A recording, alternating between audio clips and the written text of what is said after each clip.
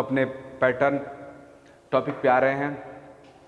इस चैप्टर में हम लोग एटॉमिक स्ट्रक्चर पढ़ रहे हैं, एटम का स्ट्रक्चर। इसमें सबसे पहला मॉडल मैं आपको पढ़ाया Thompson model, J Thomson model. फिर ये थॉमसन मॉडल के बाद आया रदरफोर्ड अल्फा स्कैटरिंग एक्सपेरिमेंट। उस बेसिस पर रदरफोर्ड ने अपना एटम का मॉडल रिप्रेजेंट किया। रदरफोर्ड अल्फा स्कैटरिंग एक्सपेरिमेंट आते ही, उसके आउटकम आते ही जे थॉमसन मॉडल रिजेक्ट हो गया, क्योंकि जे थॉमसन एटॉमिक मॉडल के अकॉर्डिंग एटम के अंदर कोई एम्प्टी स्पेस नहीं था, जबकि रदरफोर्ड अल्फा स्कैटरिंग का सबसे बड़ा कंक्लूजन है कि maximum part of atom is empty. और रदरफोर्ड अल्फा स्कैटरिंग एक्सपेरिमेंट का जो कंक्लूजन था वो एक्सपेरिमेंट के बेसिस पे था, इसलिए उसको हम लोग डिस्कार्ड नहीं कर सकते थे। उस बेसिस पे जे थॉमसन मॉडल रिजेक्ट हो गया। जे थॉमसन के अंडर में रदरफोर्ड काम किए थे, मीन्स एक तरह से स्टूडेंट थे जो अपने गुरु के मॉडल को रिजेक्ट करवा दिया। रदरफोर्ड के स्टूडेंट नील्स बोर थे जो अपने गुरु के मॉडल को रिजेक्ट करवा दिया। नील बोर ने बताया कि रदरफोर्ड का एटॉमिक मॉडल, जो मैं पहले आपसे डिस्कस कर लिया हूँ, रदरफोर्ड का एटॉमिक मॉडल जो एक तरह से प्लैनेटरी मोशन, मीन्स रदरफोर्ड अपना जो मॉडल दिए थे वो प्लैनेटरी मॉडल दिए थे। जिस तरह से प्लैनेट का मॉडल है, सन के सराउंड में अराउंड अर्थ मतलब मोशन करती है, और जिस तरह से सन के अराउंड अर्थ मोशन करती है, उसी तरह से एटम में न्यूक्लियस के अराउंड इलेक्ट्रॉन मोशन करता है। ये रदरफोर्ड का मॉडल था, जिस मॉडल को नील्स बोर ने मैक्सवेल थ्योरी को यूज करके डिस्कार्ड करा दिया। नील्स बोर ने बताया था कि मैक्सवेल के according charge particle accelerated motion अगर करेगा तो इलेक्ट्रोमैग्नेटिक रेडिएशन प्रोड्यूस करेगा। इलेक्ट्रॉन एक चार्ज पार्टिकल है और सर्कुलर मोशन न्यूक्लियस के अराउंड मोशन एक्सेलरेटेड मोशन हुआ, तो सर्कुलर मोशन एक्सेलरेटेड मोशन का एग्जाम्पल है। तो चार्ज पार्टिकल के एक्सेलरेटेड मोशन करने से वो रेडिएशन प्रोड्यूस करेगा, रेडिएशन प्रोड्यूस करने से इसकी एनर्जी डिक्रीज होगा, एनर्जी डिक्रीज होने से धीरे धीरे न्यूक्लियस से अट्रैक्ट होता जाएगा और फाइनली आकर न्यूक्लियस में स्पाइरल मोशन करते हुए फॉल आउट हो जाएगा। बोर ने रदरफोर्ड के न्यूक्लियस और एटम के रेडियस जो उन्होंने निकाला था, radius of atom 10⁻⁻10 metre, radius of nucleus 10⁻15 metre, इस बेसिस पे बोर ने टाइम भी कैलकुलेट कर दिया कि कितने टाइम के अंदर इलेक्ट्रॉन फॉल आउट होगा, और वो टाइम 10⁻8 सेकेंड होता है। उतना कम समय में इलेक्ट्रॉन स्पाइरल मोशन करते हुए फॉल आउट हो जाएगा और इस तरह से आपका एटम खत्म हो जाएगा। अनस्टेबल मॉडल है रदरफोर्ड का। ये बात बोर ने बोला था।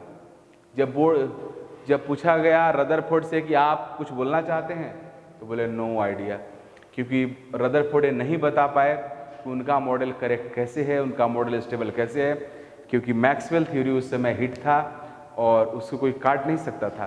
तो इस तरह से बोर ने मैक्सवेल थ्योरी को यूज करके रदरफोर्ड का एटॉमिक मॉडल रिजेक्ट करा दिया। फिर बोर ने खुद बहुत सारा स्टडी किया, बहुत सारे एक्सपेरिमेंट किया, जिसके अंदर हाइड्रोजन स्पेक्ट्रम आता है। स्पेक्ट्रम का बारे में डिटेल स्टडी बोर का ही स्टडी था। उसके बाद अपने पूरे एक्सपेरिमेंट के कंक्लूजन के बेसिस पे बोर ने अपना एक एटॉमिक मॉडल दिया, जिसको हम लोग बोलते हैं postulates of bore atomic model. Postulates का मतलब, पोस्ट का मतलब बाद में, चुलेट्स में कंक्लूजन। एक्सपेरिमेंट के बाद के कंक्लूजन को पोस्टुलेट्स बोलते हैं। तो बोर के एटॉमिक मॉडल को मैं उसके पोस्टुलेट्स के टर्म्स में आपको पढ़ाऊंगा, एक एक पोस्टुलेट्स बताऊंगा, उसको एक्सप्लेन करूंगा और फिर हम लोग आगे बढ़ेंगे। बोर का एटॉमिक मॉडल एक बहुत ही लंबा टॉपिक है, इसमें अच्छा खासा टाइम लगेगा, 2-3 वीडियो में कंप्लीट होगा बोर का एटॉमिक मॉडल कंप्लीटली। चलिए स्टार्ट करते हैं। सबसे पहला पोस्टुलेट्स, फर्स्ट पोस्टुलेट्स यह है कि whole mass and positive charge of atom is situated at the center of atom in a very small volume which is called nucleus। Same Rutherford जैसा, Rutherford ने भी यही बोला था, means whole mass and positive charge of atom is situated in very small volume at the center of atom which is called nucleus।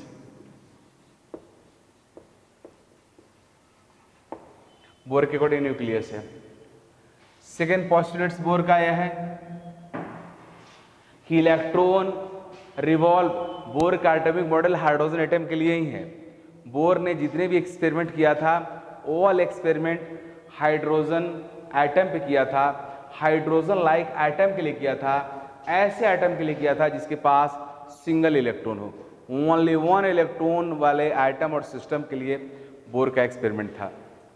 तो bore का second conclusion था कि electron revolves around nucleus on those circular paths which angular momentum is integral multiple of h by 2 pi। Means पहले तो मैं बोल रहा हूँ कि बोर ने बोला कि electron revolves around nucleus, electrons revolves around nucleus on fixed circular path which are called orbit और सेल्स। न्यूक्लियस के सराउंडिंग में इलेक्ट्रॉन फिक्स्ड सर्कुलर पाथ पर रिवॉल्व करता है जिसको हम लोग ऑर्बिट और सेल्स बोलते हैं।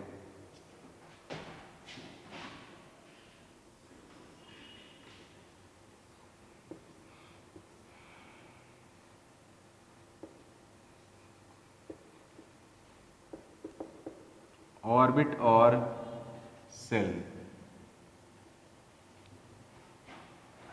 फिर बोर ने तीसरा बात बोला कि न्यूक्लियस के सराउंडिंग में जो फिक्स्ड सर्कुलर पाथ होता है जिस पे इलेक्ट्रॉन रिवॉल्व करता है, वो फिक्स्ड सर्कुलर पाथ का क्राइटेरिया है, उसी फिक्स्ड सर्कुलर पाथ पे इलेक्ट्रॉन रिवॉल्व कर सकता है जिसका एंगुलर मोमेंटम h बाई 2 पाई का इंटीग्रल मल्टीपल हो। तो अब तीसरा जो स्टेटमेंट पोस्टुलेट्स है उसी को समझो। Third postulates, electron can revolve around nucleus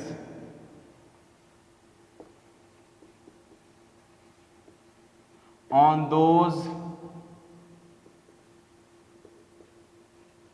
circular paths which angular momentum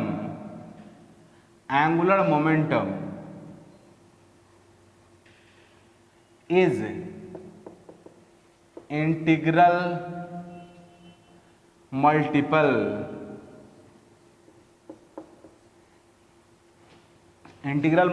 of h by 2 पाई। देखो जी, पहले मोमेंटम क्या होता है? एंगुलर मोमेंटम पाथ का मीन्स इलेक्ट्रॉन का एंगुलर मोमेंटम h बाई 2 पाई के इंटीग्रल मल्टीपल होना चाहिए। तो पहले मोमेंटम समझते हैं। m से मैं रिप्रेजेंट कर रहा हूं mass of an electron, b हुआ velocity of an electron,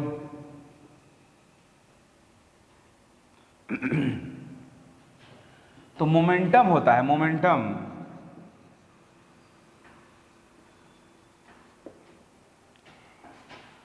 of electron is equal to, momentum होता है मास इंटू वेलोसिटी, m भी मोमेंटम हुआ है।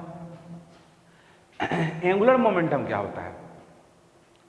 तो मोमेंटम जिसको हम लोग लीनियर मोमेंटम भी बोलते हैं, ये मोमेंटम लीनियर मोमेंटम भी कहलाता है। जब कोई पार्टिकल एंगुलर मोशन करता है, जब कोई पार्टिकल सर्कुलर मोशन करता है, तो उसके पास एंगुलर मोमेंटम भी आ जाता है। एंगुलर मोमेंटम निकालने का फॉर्मूला होता है जो आप आगे पढ़ोगे, अभी टाइम मैं डायरेक्ट बता रहा हूँ। जब कोई पार्टिकल सर्कुलर मोशन करता है तो उस केस में उसके लीनियर मोमेंटम में रेडियस से मल्टीप्लाई कर देने के बाद वो बन जाता है एंगुलर मोमेंटम।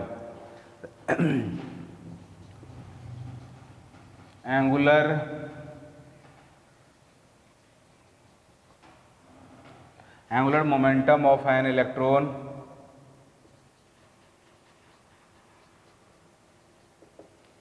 MVR।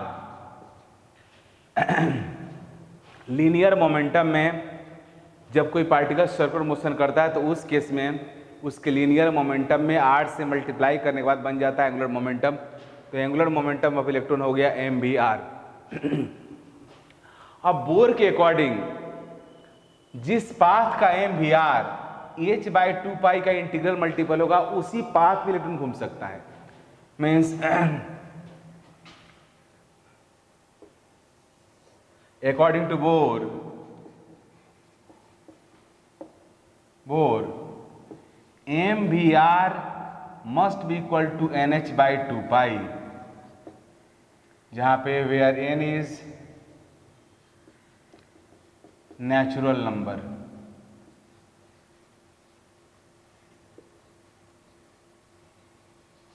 मीन्स अब इसको मैं मिटा रहा हूं, इसका मीनिंग यह हुआ कि MVR h/2 हो सकता है, 2h/2 हो सकता है, 3h/2 हो सकता है, इस तरह से इंटीग्रल मल्टीपल हो सकता है। बट MVR कभी भी 1.5h/2 नहीं हो सकता है। मीन्स न्यूक्लियस के सराउंडिंग में वो ऑल सर्कुलर पाथ जिसका एंगुलर मोमेंटम या तो h/2 हो, वरना 2h/2 हो या 3h/2 हो, फॉर इट मीन्स NH/2 अगर है उस सब पे इलेक्ट्रॉन रिवॉल्व कर सकता है। लेकिन जिस सर्कुलर पाथ का MVR angular momentum fractional multiple है h/2 का, उस पे इलेक्ट्रॉन रिवॉल्व नहीं कर सकता है। मीन्स न्यूक्लियस के सराउंडिंग में जितने भी सर्कुलर पाथ है, ऑल सर्कुलर पाथ पे इलेक्ट्रॉन रिवॉल्व नहीं कर सकता है, बट उस पे कर सकता है जिसका एंगुलर मोमेंटम h/2 का इंटीग्रल मल्टीपल हो। तो ऐसा, और सभी पाथ को क्या बोलेंगे, सेल्स और ऑर्बिट। तो ऐसा भी पाथ कितना हो सकता है, इनफाइनाइट हो सकता है। देख लो देखिए, because here n is natural number. Natural number क्या होता है, 1 से लेकर इन्फिनिटी तक होता है। तो न्यूक्लियस के सराउंडिंग में ऐसा इनफाइनाइट पाथ हो सकता है जिसके ऊपर हमारा इलेक्ट्रॉन क्या कर सकता है, रिवॉल्व कर सकता है। सो अगला पोस्टुलेट्स हो गया कि hydrogen atom has infinite circular paths, infinite possible circular paths around nucleus on which an electron can revolve.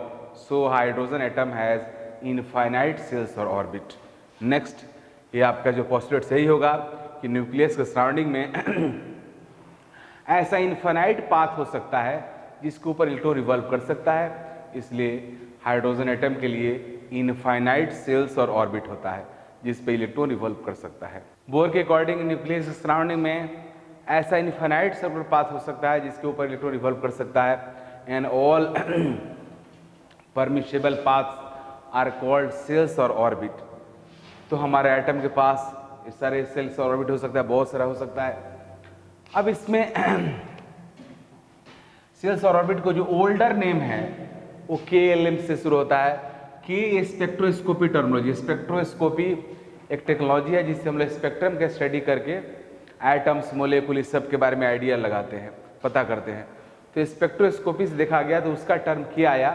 तो पहला सेल को के बोला जाता है, सेकंड को KLMNOP, इस तरह से आगे बढ़ेगा। लेकिन आपको तो पता है कि जाकर जेड पे रुक जाएगा, जबकि हमारे एटम के पास इनफाइनाइट सेल्स है। इसलिए बेटर यह है कि इसको हम लोग नंबरिंग 1 2 3 दे। तो सेल 1 2 3 4 5 6 एंड सो ऑन, ये सब सेल्स है।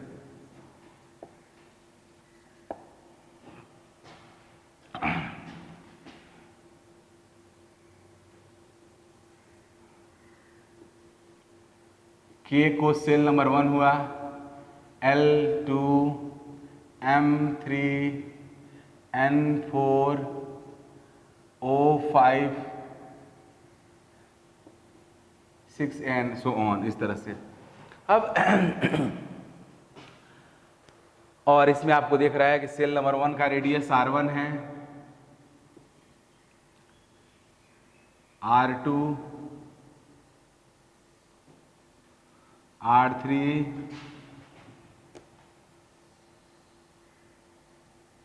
R4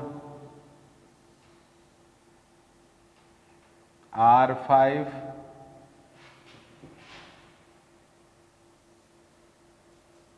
R6।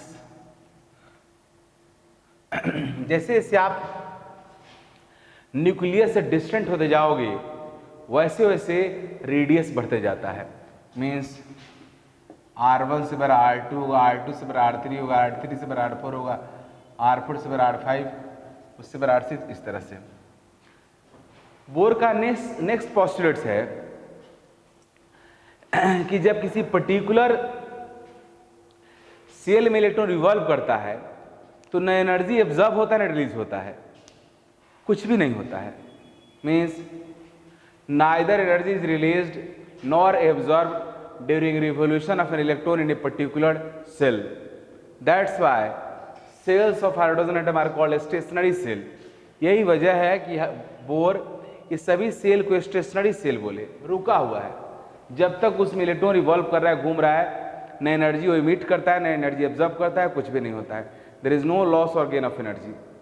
But when you heat energy और any form of energy is given to the atom, then atom electron of atom can accept that energy।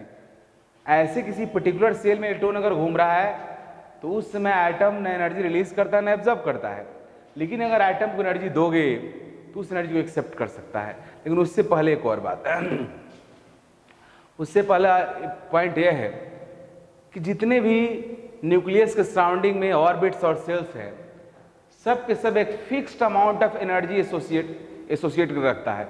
Means each cells or orbit is associated with a fixed amount of energy that is called discrete energy levels. So all cells or orbits are also called discrete energy level। discrete का मतलब होता है अलग अलग।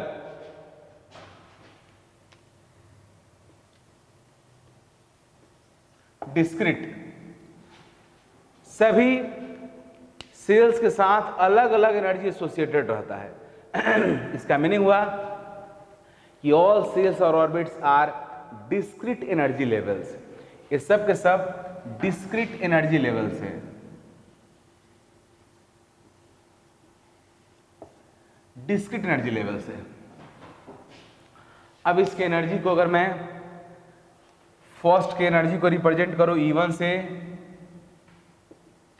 Second cell energy को E2 से, third को E3 से, 4 को E4 से, 5 को E5 से, 6 को E6 से, तो आगे इसको आप देखोगे भी मैथमेटिकली, बट बोर के अकॉर्डिंग जैसे जैसे न्यूक्लियस से आप डिस्टेंट होते जाओगे वैसे वैसे एनर्जी बढ़ता जाएगा। Means order of energy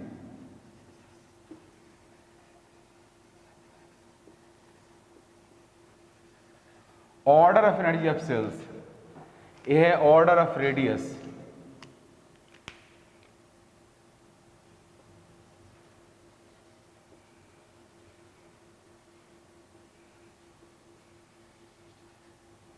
order of energy of shells, तो सेल्स की एनर्जी का ऑर्डर क्या होगा?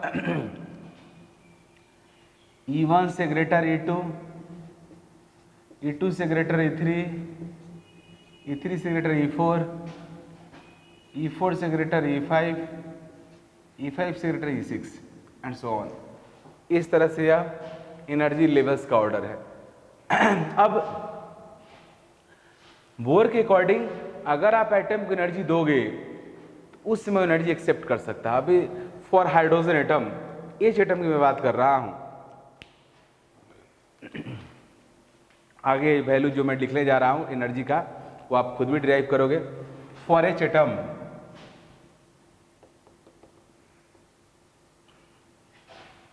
एच एटम के फर्स्ट सेल का जो वैल्यू होता है, मीन्स E1 का वैल्यू होता है -13.6 इलेक्ट्रॉन वोल्ट। E2 का वैल्यू मीन्स यह वैल्यू होता है -13.6 इलेक्ट्रॉन वोल्ट, यह -3.4 इलेक्ट्रॉन वोल्ट, यह -1.5 इलेक्ट्रॉन वोल्ट, यह -8.5 इलेक्ट्रॉन वोल्ट, यह -5.1 इलेक्ट्रॉन वोल्ट। इस तरह से बढ़ता है। E1 इतना, E2 का वैल्यू -3.4 इलेक्ट्रॉन वोल्ट, E3 का वैल्यू -1.5 इलेक्ट्रॉन वोल्ट, E4 का value -0.85 electron volt and so on. ये सब डेटा मुझे याद है, आप भी ड्राइव करोगे तो सिर्फ डेटा आ जाएगा। अब अगला पॉइंट बोर का यह बोलना है कि अगर आप एटम को एनर्जी दोगे, किसी फॉर्म की एनर्जी, आप उसको हिट करके दो या इलेक्ट्रिक एनर्जी दो या रेडिएशन एनर्जी दो, किसी फॉर्म की एनर्जी दो, उसको एक्सेप्ट कर सकता है। और हाइड्रोजन एटम का इलेक्ट्रॉन लोअर एनर्जी लेवल से हायर में जा सकता है। जैसे सबसे कम एनर्जी किसका है जी? फर्स्ट का है। जैसे जैसे आगे बढ़ रहे हो वैसे वैसे एनर्जी बढ़ रहा है, क्योंकि आपको पता है निगेटिव साइन में जो जितना बड़ा मैग्नीट्यूड रहता है उतना छोटा रहता है। और मैं कल ही बताऊंगा आपको निगेटिव एनर्जी का मतलब क्या हुआ है, स्टेप फोर्स ऑफ अट्रैक्शन। जिसके पास जितना ही कम एनर्जी होगा उसका स्टेबिलिटी उतना ही ज़्यादा होगा, जितना ज़्यादा एनर्जी होगा उतना कम स्टेबिलिटी होगा। तो जब हमारा हाइड्रोजन एटम का इलेक्ट्रॉन सेल नंबर 1 में रहता है तो उस समय उस इलेक्ट्रॉन का स्टेबिलिटी सबसे ज़्यादा रहता है और एनर्जी सबसे कम रहता है। जैसे जैसे आगे बढ़ेगा इलेक्ट्रॉन वैसे वैसे उसके पास एनर्जी बढ़ता जाएगा और स्टेबिलिटी घटता जाएगा। अब बोर का बोलना यह है कि जब हाइड्रोजन एटम को आप एनर्जी दोगे तो उस एनर्जी को लेकर के हाइड्रोजन एटम का इलेक्ट्रॉन लोअर एनर्जी लेवल से हायर में जा सकता है। वह इलेक्ट्रॉन एनर्जी लेकर के लोअर से हायर में जा सकता है। जैसे मान लो अभी हाइड्रोजन एटम यहाँ पे है, अब आप इसको एनर्जी दोगे तो क्या करेगा, कितना एनर्जी दे सकते हो? अब E2 - E1 mean cell number 2 और सेल नंबर 1 के बीच की एनर्जी डिफरेंस देखो। E2 - E1 mean delta E कितना होगा जी? E2 में से E1 को माइनस कर रहे हो तो ये पॉजिटिव हो जाएगा। 13.6 - 3.4 कितना हो गया? 10.2 इलेक्ट्रॉन वोल्ट। इसका मीनिंग यह हुआ कि इलेक्ट्रॉन को 2 से 3 में जाने मीन्स 1 से 2 में जाने के लिए 10.2 इलेक्ट्रॉन वोल्ट का रिक्वायरमेंट है। अगर आप 10.2 इलेक्ट्रॉन वोल्ट एनर्जी दोगे तो यह एटम का, हाइड्रोजन एटम का यह इलेक्ट्रॉन उस एनर्जी को ऑब्जर्व करके 1 से जंप करके कहाँ पे चला जाएगा? ये 2 पे चला जाएगा। लेकिन अगर 10.2 से थोड़ा सा भी कम एनर्जी दोगे तो उस एनर्जी को इलेक्ट्रॉन एक्सेप्ट कर ही नहीं सकता है, क्योंकि एनर्जी इलेक्ट्रॉन को स्टे होने का यही पोजीशन ही है। या तो इलेक्ट्रॉन यहाँ रिवॉल्व हो सकता है वरना यहाँ हो सकता है, इसके बीच में कोई ऐसा जगह नहीं है जहाँ पे इलेक्ट्रॉन रिवॉल्व कर सकता है। क्योंकि बोर ने बात पहले ही बता चुके हैं और बोर जो बात बताए हैं वो अपने एक्सपेरिमेंट के बेसिस पे बोले हैं। तो इलेक्ट्रॉन जब यहाँ जंप मारेगा तो यहीं पे जाकर रुकेगा। इसलिए 10.2 इलेक्ट्रॉन वोल्ट से थोड़ा सा भी कम एनर्जी दोगे तो उसको इलेक्ट्रॉन एक्सेप्ट ही नहीं करेगा, वो अपना सेल नंबर 1 में ही रह जाएगा, एनर्जी नहीं लेगा, वो एनर्जी लॉस हो जाएगा, उस एटम का टेम्परेचर बढ़ जाएगा, रेडिएशन 1 के बाहर निकल जाएगा, बट इलेक्ट्रॉन एक्सेप्ट नहीं करेगा। अब फर्स्ट और थर्ड के बीच का डिफरेंस देखते हैं। E3 - E1, फिर E1 माइनस हो रहा है प्लस हो जाएगा, तो 13.6 माइनस 1.5 इलेक्ट्रॉन वोल्ट। तो देखो जी 1.5 करोगे तो क्या हो जाएगा? 12.1 हो जाएगा। मींस अगर सेल नंबर 1 में इलेक्ट्रॉन है और आपने 12.1 इलेक्ट्रॉन वोल्ट एनर्जी दे दिया तो अब यह इलेक्ट्रॉन अब सेकंड सेल में नहीं जाएगा, कहां चला जाएगा? थर्ड में चला जाएगा एक ही बार। 12.1 इलेक्ट्रॉन वोल्ट एनर्जी अगर आपने दे दिया तो थर्ड में जाएगा और सेकंड में नहीं जाने वाला है।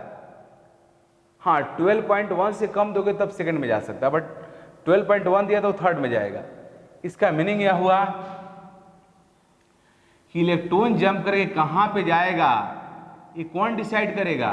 जो एनर्जी देगा वो डिसाइड करेगा। ठीक वैसा ही सिस्टम है जैसा लिफ्ट में है। मान लो 5 स्टोरी आपका 6 स्टोरी बिल्डिंग है, उसमें आपको थर्ड फ्लोर पे जाना है, तो लिफ्ट में उसके थर्ड का स्विच दबाओगे, अगर आप प्रेस करते हो तो आपका लिफ्ट जाकर के 1 2 फर्स्ट सेकंड पे नहीं रुकेगा, डायरेक्ट जाकर थर्ड पे ही रुकेगा। ठीक उस तरह से यहाँ पे है, जितना एनर्जी दोगे उसके अकॉर्डिंग इलेक्ट्रॉन जंप करके वहाँ चला जाएगा, बीच में नहीं रुकने वाला है और इस तरह से आगे बढ़ता जाएगा। अब जब कोई एटम बिना एनर्जी दिए जिस पोजीशन पर रहता है, जिस सेल में रहता है, वो उसका ग्राउंड सेल कहलाता है और ग्राउंड स्टेट कहलाता है। और हाइड्रोजन का फर्स्ट सेल ग्राउंड स्टेट है क्योंकि हाइड्रोजन खुद ब खुद फर्स्ट सेल में ही रहता है। फर्स्ट सेल के बाद जितना भी हाइड्रोजन का एनर्जी लेवल्स है सब के सब एक्साइटेड स्टेट है। तो हाइड्रोजन का फर्स्ट सेल क्या है जी? ग्राउंड स्टेट है।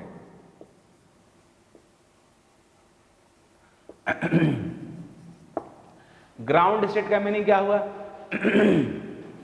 आप सब जैसे मान लो मल्टी स्टोरी बिल्डिंग में आप रहते हो, तो उसमें फर्स्ट फ्लोर को हम लोग क्या बोलते हैं? जिसमें आप जो फर्श पे है, जो सरफेस पे जो है, उसको क्या बोलते हैं? ग्राउंड फ्लोर बोलते हैं। ग्राउंड फ्लोर पे जाने के लिए आपको लिफ्ट की जरूरत है? नहीं है। स्टेयर्स की जरूरत है? नहीं है। क्योंकि ग्राउंड फ्लोर पे इंटर करते वही ग्राउंड होता है, जहाँ पे आप रहते हो हमेशा वही ग्राउंड है। इसलिए हाइड्रोजन एटम का इलेक्ट्रॉन अगर फर्स्ट सेल में तो बोलेंगे ग्राउंड स्टेट में है। लेकिन फर्स्ट सेल के अलावा कोई भी सेल हो, सेकेंड थर्ड हो या इन्फिनिटी हो, ऑल सेल में जाने के लिए उसको एनर्जी देना पड़ेगा। इसलिए all shells are called excited states. First के अलावा एक्सेप्ट फर्स्ट सेल और all rest shells are excited states for hydrogen atom. Except first shell, rest shells are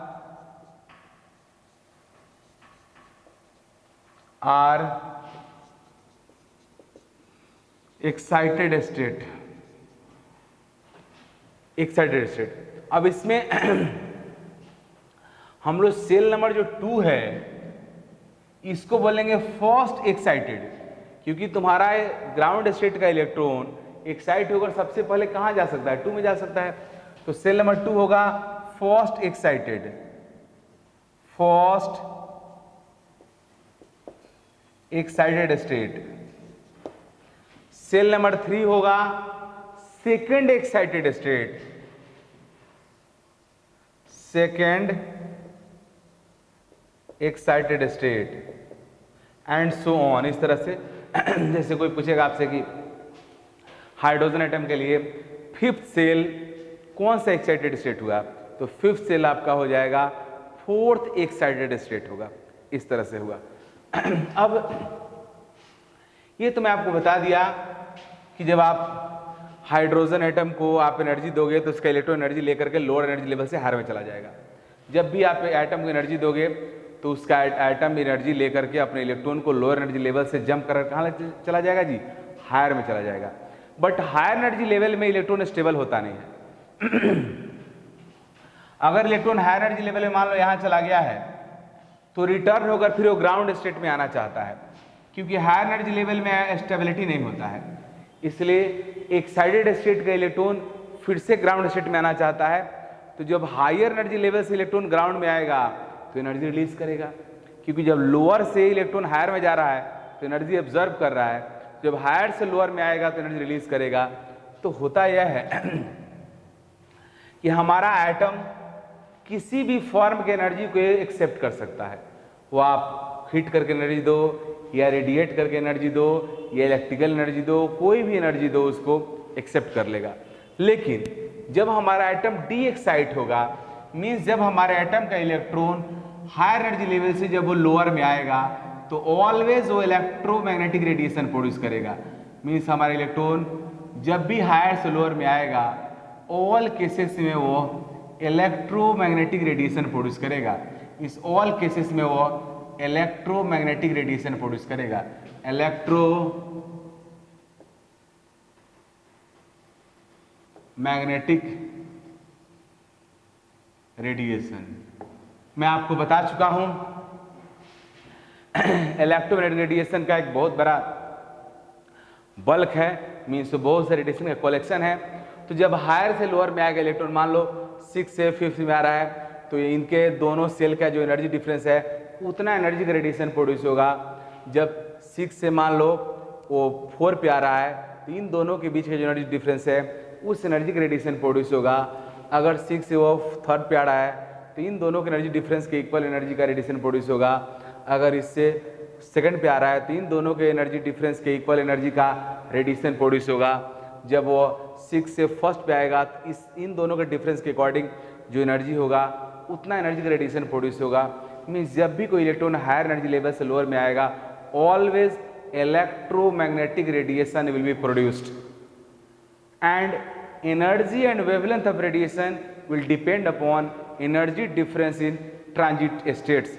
जिस दो सेल के बीच में इलेक्ट्रॉन का ट्रांजिशन होगा, जंपिंग होगा, उनके एनर्जी डिफरेंस पे ही डिपेंड करेगा जो रेडिएशन प्रोड्यूस होगा उसका एनर्जी। तो इस तरह का आपका सेटअप है। मीन्स जब कोई सी एटम का इलेक्ट्रॉन लोअर से हायर में जाएगा तो एनर्जी एब्जॉर्ब करेगा, जब वो हायर से लोअर में आएगा तो एनर्जी रिलीज करेगा। अब इसमें एक और बात, लोअर से हायर में जाने के लिए तो हम लोग डिसाइड करेंगे, अगर हमारे हाइड्रोजन एटम का इलेक्ट्रॉन ग्राउंड स्टेट में सेल नंबर 1 में है तो किस सेल में जाएगा वो मैं डिसाइड करूंगा, क्योंकि जितना हम एनर्जी देंगे उसके अकॉर्डिंग जंप करेगा। बट अगर हायर एनर्जी में इलेक्ट्रॉन चला गया है तो वहां से जो ग्राउंड स्टेट में आना है तो कैसे आएगा ये इलेक्ट्रॉन डिसाइड करेगा। अब इस सबको थोड़ा मिटा रहा हूं मैं। अब इलेक्ट्रॉन डिसाइड करेगा।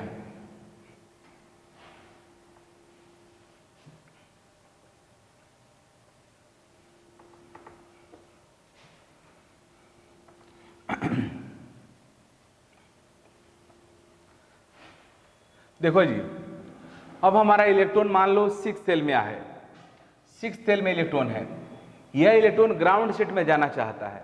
तो ग्राउंड स्टेट में जाने के कितने तरीका हो सकता है।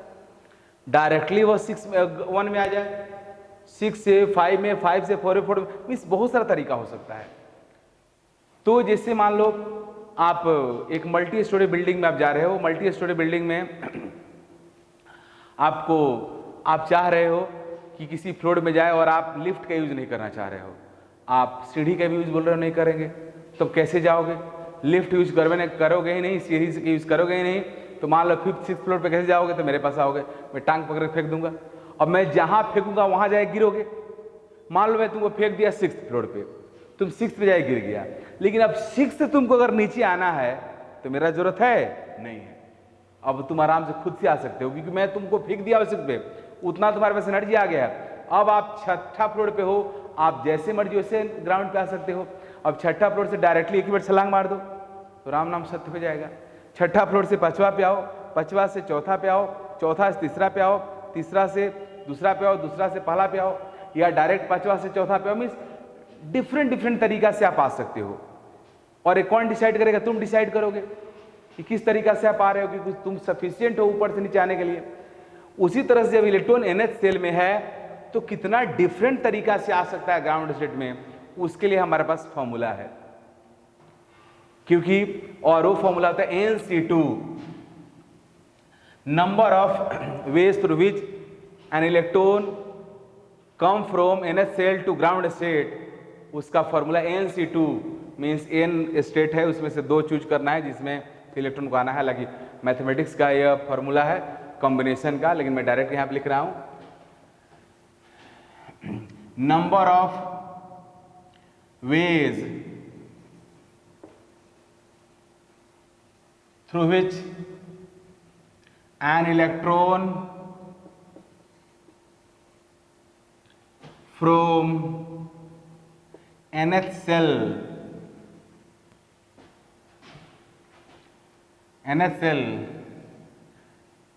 can come to ground state is equal to n into n minus 1 by 2। Means इतना डिफरेंट तरीका से कोई इलेक्ट्रॉन अगर सेल नंबर NH सेल में है तो ग्राउंड स्टेट में आ सकता है। अब जितना डिफरेंट तरीका से आएगा उतना डिफरेंट रेडिएशन प्रोड्यूस होगा। जैसे मान लो 6 से तुम्हारा इलेक्ट्रॉन 5th में आया तो एक रेडिएशन प्रोड्यूस हो गया, फिर 5th से 4 में आया एक और प्रोड्यूस हो गया, 4 से 3 में आया एक और प्रोड्यूस हो गया, 3 से 2 में एक और प्रोड्यूस हो गया, 2 से 1 में एक और प्रोड्यूस हो गया, या फिर एक ही बार 5th से मान लो 4th में आ गया एक और प्रोड्यूस हो गया। तो जितना डिफरेंट तरीका से इलेक्ट्रॉन जंप करते हुए ग्राउंड स्टेट में आएगा उतना डिफरेंट क्या प्रोड्यूस होगा जी, रेडिएशंस। तो मैं भी लिख सकता हूं number of radiations produced by electron present in NH cell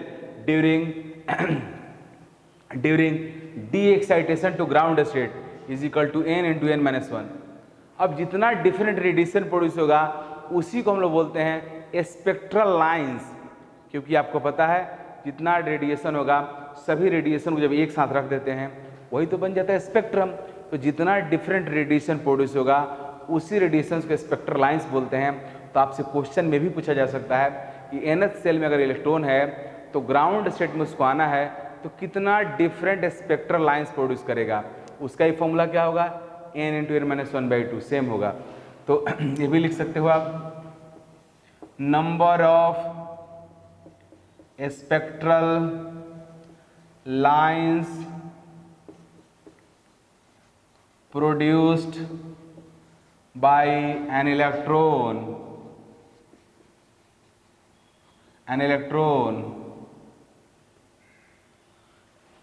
nth cell electron produced by nth cell electron of hydrogen atom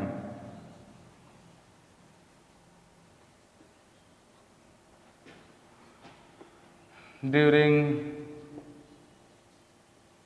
de-excitation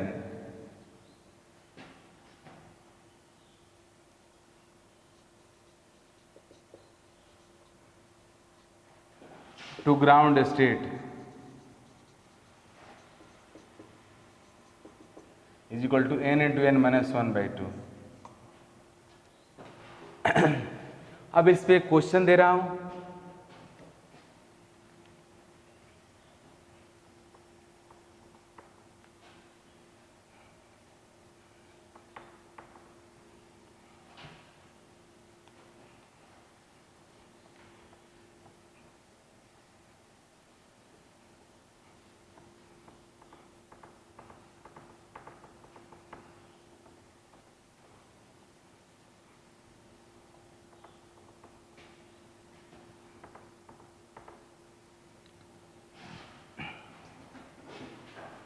question how many spectral lines are produced by electron of hydrogen atom which is present in fifth cell, how many spectral lines are produced by electron of hydrogen atom which is present in fifth cell।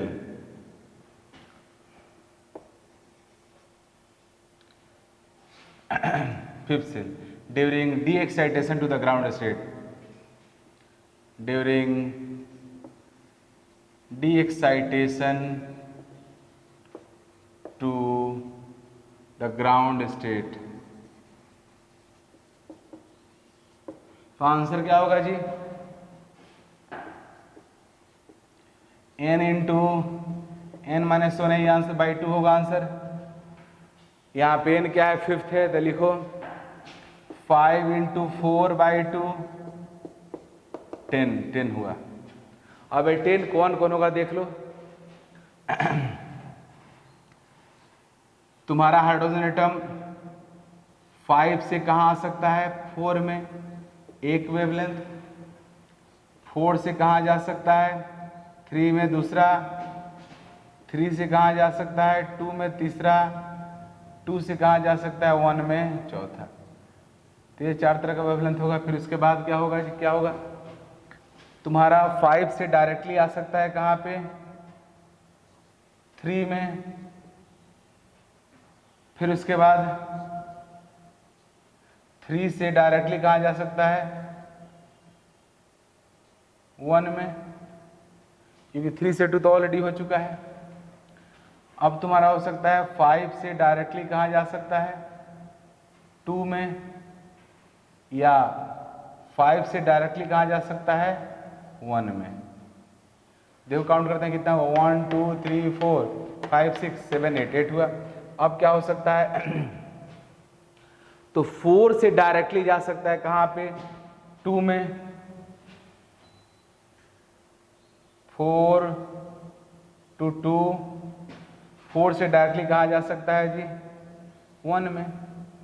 तो इस तरह से यह 10 आपका radiation produce करेगा hydrogen atom का electron जो 5th cell में प्रेजेंट है। हेलो, मैं आपको ये बता दिया हूँ कि अगर इलेक्ट्रॉन किसी एटम का अगर एक्साइटेड स्टेट में है तो जब वो रिटर्न होकर के लोअर एनर्जी लेवल्स में आएगा तो एनर्जी रेडिएट करेगा। मीन्स बोर का एक क्लियर कॉन्सेप्ट भी है कि अगर एटम का हाइड्रोजन एटम का इलेक्ट्रॉन किसी पर्टिकुलर सेल में अगर है तो नाइदर एनर्जी का लॉस हो रहा है ना गेन हो रहा है। Means when electron revolves in a particular shell और orbit then atom neither gains energy nor loses energy. Means न एनर्जी लॉस करता है न गेन करता है। But when we heat energy is given to the system और energy is given to the system any form of energy, जब आप atom को किसी भी फॉर्म की एनर्जी को आप दोगे, आप रेडिएशन एनर्जी दो, हीटिंग करो, कोई भी खो दो, तो वह एटम उस एनर्जी को एक्सेप्ट करेगा और एक्सेप्ट करके उसका इलेक्ट्रॉन लोअर एनर्जी लेवल से हायर में जाएगा। जब इलेक्ट्रॉन लोअर एनर्जी लेवल से हायर एनर्जी लेवल में चला जाता है तो बोलते हैं कि इलेक्ट्रॉन क्या हो गया, एक्साइटेड स्टेट में चला गया। इलेक्ट्रॉन के एक्साइटेड स्टेट में जाने का मीनिंग हुआ कि एटम भी क्या हो गया, एक्साइटेड हो गया। एटम को अगर मान लो हाइड्रोजन का इलेक्ट्रॉन सेल नंबर 1 से सेल नंबर 2 में चला गया है तो बोलेंगे कि हाइड्रोजन एटम एक्साइटेड स्टेट में है। अब कौन से एक्साइटेड स्टेट में है जी, तो फर्स्ट एक्साइटेड स्टेट। मैं बताया हूं कि हाइड्रोजन में सेल नंबर 1 को ग्राउंड स्टेट बोलते हैं क्योंकि उस स्टेट में इलेक्ट्रॉन खुद ब खुद रहता है, बाय इटसेल्फ रहता है। बट उसके अलावा किसी भी सेल में जाने के लिए उसको एनर्जी का रिक्वायरमेंट होता है। तो एनर्जी गेन करने के बाद इलेक्ट्रॉन जिस भी सेल में जाता है वो सब के सब को हम लोग एक्साइटेड स्टेट्स बोलते हैं। Electron jumps to higher energy level after gaining suitable energy.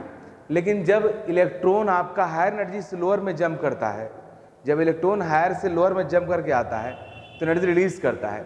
But energy जो रिलीज करता है वो हमेशा इलेक्ट्रोमैग्नेटिक रेडिएशन के फॉर्म में करता है। मीन्स एटम एब्जर्व करे किसी फॉर्म की एनर्जी बट रिलीज करेगा इलेक्ट्रोमैग्नेटिक रेडिएशन। अब वो इलेक्ट्रोमैग्नेटिक रेडिएशन जो रिलीज करता है उसकी एनर्जी कितना होगा, उसका वेवलेंथ क्या होगा, तो उस चीज को देखो यहाँ पे। अब मान लो इलेक्ट्रॉन आपका फिफ्थ से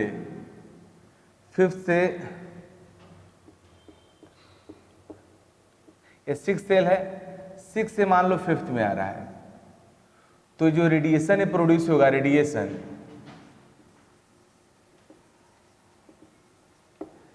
इस रेडिएशन का एनर्जी कितना होगा। तो ये दोनों एनर्जी लेवल्स, ये सारे एनर्जी लेवल्स है, इस जिस 2 एनर्जी लेवल्स के बीच में इलेक्ट्रॉन का ट्रांजिशन होगा उन दोनों एनर्जी लेवल का जो डिफरेंस होगा उतना ही एनर्जी का रेडिएशन प्रोड्यूस होगा। डेल्टा E होगा E5 E6 माइनस E5, यह हुआ एनर्जी ऑफ रेडिएशन, राइट। अब E6 माइनस E5 जो होगा उतना ही एनर्जी का रेडिएशन प्रोड्यूस होगा। अब आपसे पूछा जाए कि जब 6 से 5th में इलेक्ट्रॉन आ रहा है तो जो रेडिएशन प्रोड्यूस होगा उसका वेवलेंथ क्या होगा, what will be wavelength of radiation. तो वेवलेंथ निकालने के लिए क्या करेंगे, तो वी नो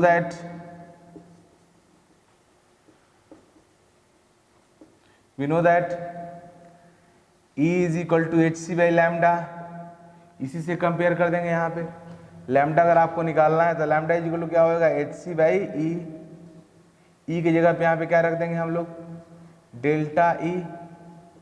मीन्स दोनों एनर्जी लेवल्स के बीच का जो एनर्जी डिफरेंस है उसे डिवाइड कर देंगे। मीन्स जिस 2 सेल्स के बीच में इलेक्ट्रॉन का ट्रांजिशन होगा, जंपिंग होगा, उन दोनों के एनर्जी डिफरेंस के इक्वल एनर्जी का रेडिएशन प्रोड्यूस होगा और जो रेडिएशन की एनर्जी होगा उसके करस्पॉन्डिंग हम लोग क्या वेवलेंथ निकालेंगे उसका। मैं आप सबको ये भी बता दिया हूँ कि nth सेल से इलेक्ट्रॉन अगर ग्राउंड स्टेट में आता है तो कितना डिफरेंट रेडिएशन प्रोड्यूस करेगा, कितना डिफरेंट ट्रांजिशन करेगा। Total different transition possible during coming from nth cell to ground cell is equal to n into n minus 1 by 2. I have discussed it. Now I am going to discuss if electron is bound to jump from cell number n2 to n1, then what will happen? How many spectral lines are possible? अब N2 से cell को इस electron को कहाँ आना है जम करके, सेल N2 से अगर इलेक्ट्रॉन को N1 में आना है तो टोटल नंबर ऑफ कितना डिफरेंट स्पेक्ट्रल लाइंस और कितना डिफरेंट ट्रांजिशन हो सकता है, इस चीज को देखो।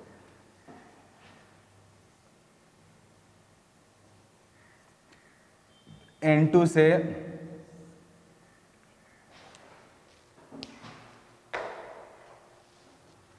सेल N2 से इलेक्ट्रॉन को जंप करके मान लो N1 पे आना है, ये N2 है, N2 से N1 में आना है, लेकिन इसके बीच में और भी बहुत सारा सेल्स है। कैसे सेल नंबर N से 1 पे आना था, तो N और 1 के बीच में बहुत सारा सेल था, उस तरह से N2 और N1 के बीच में बहुत सारा है। बट इससे अगर इस पे आना है तो कितना डिफरेंट स्पेक्ट्रल लाइंस प्रोड्यूस होगा, तो उसका देखो formula, number of spectral lines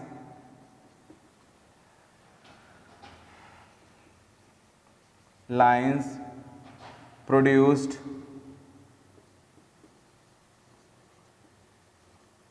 during transition of electron from cell N2 to N1 is equal to N2 minus N1 plus 1 into N2 minus N1 by 2, ये होगा फॉर्मूला। इस formula को हम लोग चेक कर लेते हैं करेक्ट है कि नहीं। कैसे चेक करेंगे जी, तो मान लो late N2 is equal to N and N1 is equal to 1। N2 को मान लो NH सेल हो गया और N1 को मान लो कि ग्राउंड स्टेट हो गया, तो पुट करो, इसमें पुट करोगे तो क्या हो जाएगा जी, N2 की जगह पे N रखो, N1 की जगह पे आप 1 रखो, तो -1 + 1 कैंसिल हो गया। फिर यहाँ N2 की जगह पे N और N1 की जगह पे -1, सेम फॉर्मूला आ गया, N × N - 1/2। तो ये फॉर्मूला करेक्ट है, तो ये जनरल फॉर्मूला हो गया। कहीं से मैंने बोलता है कि मान लो सेल नंबर 5 से इलेक्ट्रॉन को सेल नंबर 2 पे आना है, during this transition how many spectral lines are possible, तो आंसर ये हो जाएगा 4 - 2 + 1 × 4 - 2/2, डायरेक्ट निकल जाएगा। तो इस तरह से एक जनरल फॉर्मूला भी मैं आपको दे दिया।